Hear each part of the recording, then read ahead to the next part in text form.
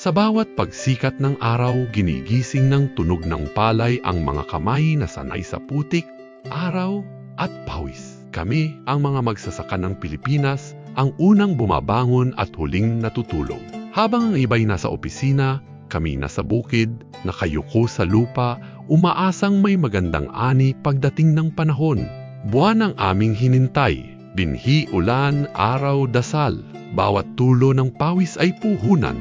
Bawat pag-ikot ng araro ay pangarap, at nang dumating ang anihan, akala namin ginhawa na ang kasunod. Pero hindi. Ang presyo ng palay ay halos katumbas lang ng pawis na bumagsak sa lupa. Pinagpaguran, pinuhunanan, pero binili na parang wala itong halaga. Habang tumataas ang presyo ng bigas sa merkado, kami naman ay nalulubog sa utang. Nasaan ang hustisya? Paano magiging masagana ang ani kung ang magsasaka ay gutom?